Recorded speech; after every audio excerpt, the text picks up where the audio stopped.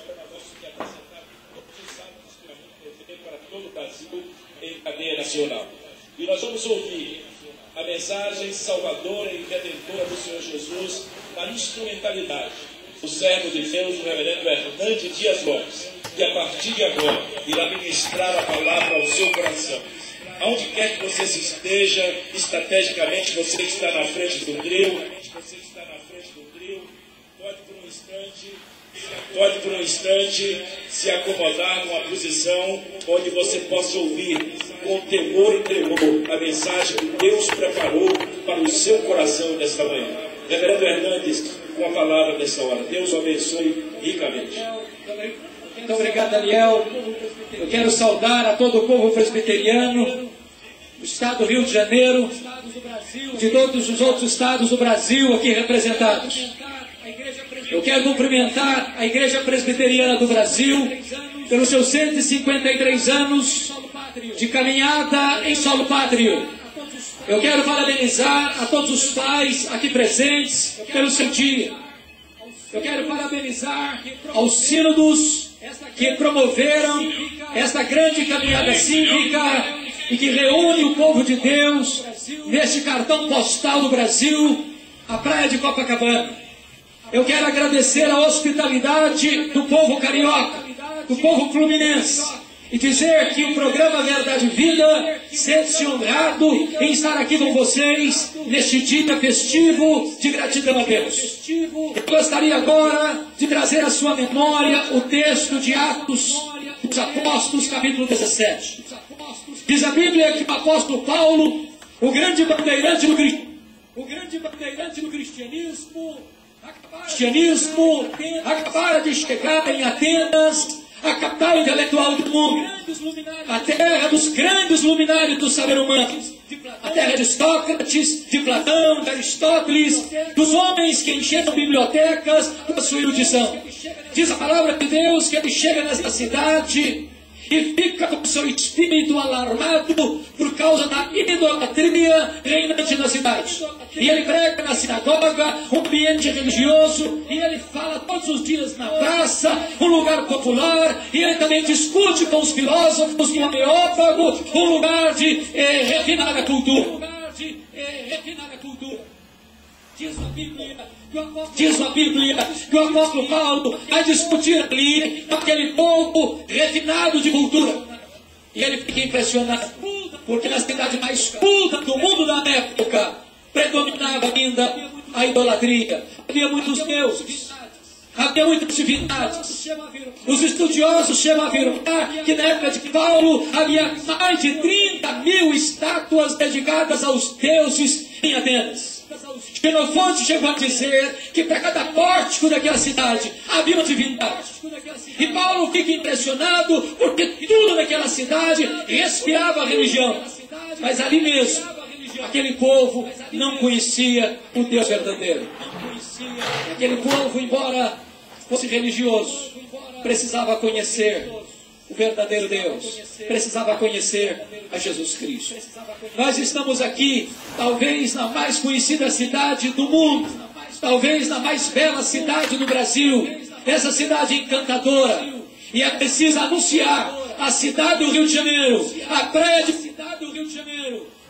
de Copacabana, o Deus vivo, Copacabana, o Deus vivo, o Deus verdadeiro, o Deus Pai, o Deus Filho, o Deus Espírito Santo. Paulo anunciou o Deus que eles não conheciam em Atenas, e eu quero anunciar para você hoje o Deus a quem servimos, o Deus a quem a Igreja Presbiteriana do Brasil adora. Quem é este Deus? Em primeiro lugar, Paulo diz, é o Deus que criou os céus e a terra. Nós não cremos que esta paisagem tão bela que nós vemos, esse mar tão rico, essas montanhas tão altaneiras, estas coisas tão lindas, isso não surgiu por acaso. Isso não é produto de uma evolução de milhões e milhões de anos. Isso não é produto de uma explosão cósmica. Isso foi criado pelo Deus Todo-Poderoso. Nós cremos que a nossa origem está em Deus. Foi Deus que nos fez a sua imagem e a sua semelhança. Foi Deus que nos criou de uma maneira bonita, gloriosa e bendita. E é este Deus Criador que nós adoramos nesta tarde e nós servimos nesta tarde. Certa vez, na Revolução Francesa, Os emissários saíram pela França naquela campanha terrível, queimando templos, perseguindo Bíblias. E um desses emissários chegou a uma cidade campesina. Eu vim aqui para queimar o templo da sua igreja, para rasgar a sua Bíblia e para banir da sua mente esta tola ideia de Deus. O campesino respondeu: o senhor pode queimar o templo da minha igreja, o senhor pode rasgar a minha Bíblia, mas antes o senhor banir da minha mente a ideia de Deus, o senhor vai ter que apagar as estrelas do firmamento.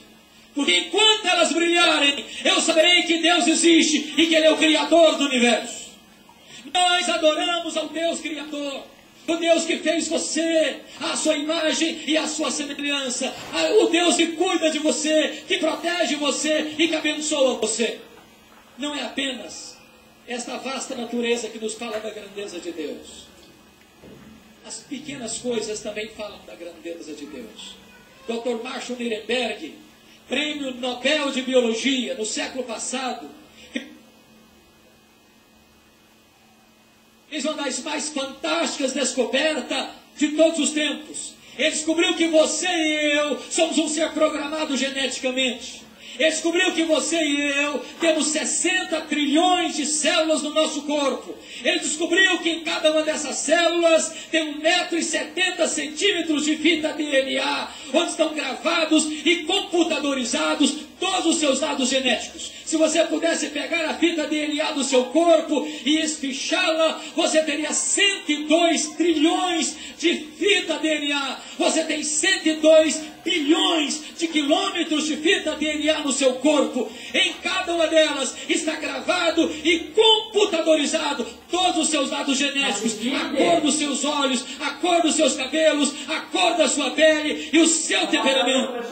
Eu quero dizer para você que códigos de vida não se originam por acaso, não se originam espontaneamente, não se originam de uma evolução de milhões e milhões de anos. Códigos de vida foram plantados em você pelo Deus Todo-Poderoso, Criador dos céus e da terra. E esse Deus que nós adoramos e servimos nesta tarde, o Deus que nós anunciamos, é o Deus Criador.